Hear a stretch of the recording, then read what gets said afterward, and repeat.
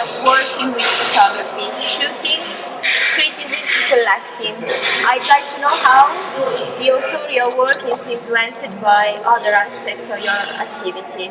In particular, I'm interested in the issue of collecting. Would you agree if I say that, from a conceptual point of view, collecting photos is like shooting them? No, I would agree with that if you were to say that, which you did. So yes. Sì, No, because sì, concorda. yeah, when you're a photographer, you're collecting images, putting them together. But I also collect objects and collect books. So it all goes hand in hand. So they're all very interconnected.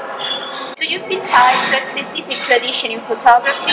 For instance, do you consider yourself a documentary photography who develops a genre that found the specificity of this medium?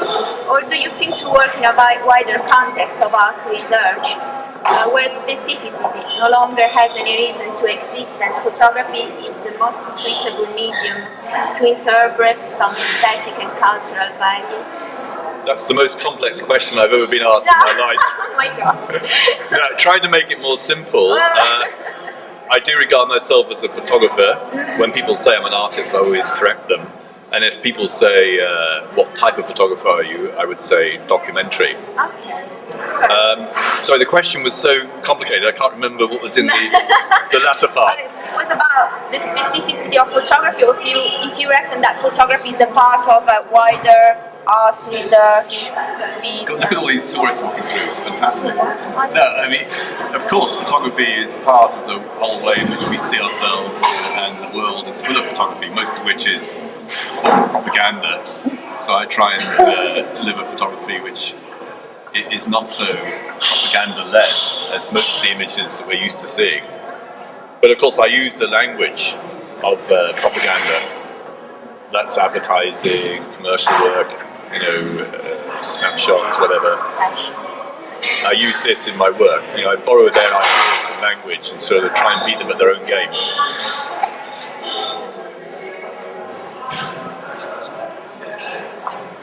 I have always regarded your work as a sort of meta-photography, a photography that explores the image in a broad sense, the image that we put on in public, in our relationship with the world and the others. When you search for strange situations, for kitsch and irony, in my opinion, you do nothing but search for photos of flesh and blood, living photos.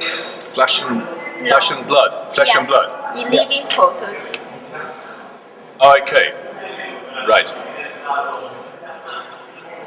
Would you agree with that? Well, this is too intellectual for me. Okay. I'm not an intellectual photographer. I'm much more intuitive.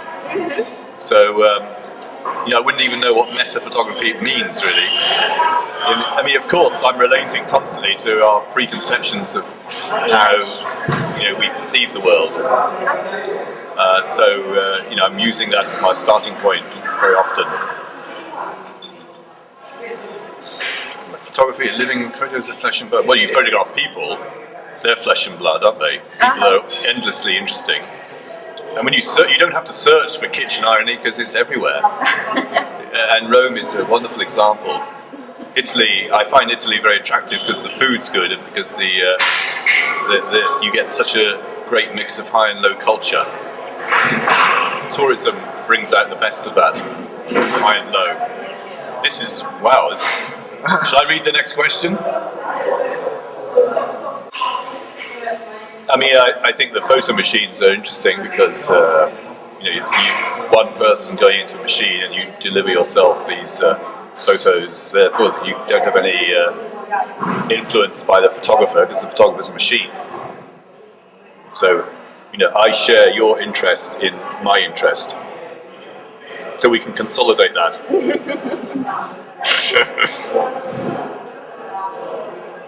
What about family photography and amateur photography? I mean, I call it vernacular photography, and I think it's hugely important. One of the things I like is in the last 10 years, this has been given a lot more dominance. Okay. and people have reassessed it and reevaluated the importance of the vernacular. So yes, I'm all for it, and of course I would bring in, the influence of this type of work. Okay. Ci vediamo dopo giù. Ciao. What about the beckons? Yes, I love the beshes. I love the rigor that they use. I think photography, it should be about rigor. It should be about having an idea, exploring it thoroughly. And they had this big idea about exploring the industrial archaeology of the world, and they did it over a period of 30 years with incredible professionalism and aplomb, and then went on to teach and influence a whole new generation of photographers that have basically changed the way in which the art world perceived photography. So in that sense, you could say that their influence may be one of the most profound of the last 50 years. And what about the relationship between your work and the Becker's research? Because they seem to be very far. Yeah, in one sense we are very different types of photographers, but of course I enjoy the same kind of rigor that I hope they employ. So I try and use it myself, even though my images, are entirely different from what they do. There's an overlap of concern, but I wouldn't for 1 minute compare myself to them.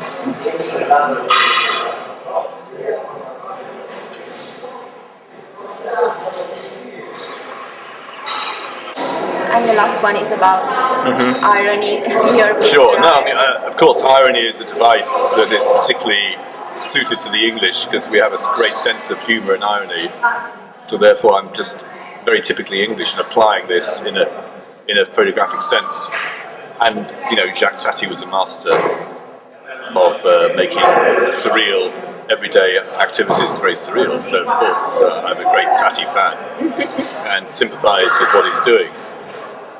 But I like the way irony is a very efficient way of dealing with serious subjects. Tourism is very serious, but at the same time it's quite frivolous. Therefore it's the perfect vehicle to address a subject such as that. Okay, that's all. Okay. And how much money do you lose with each issue? My favourite magazine. Ever. Ever.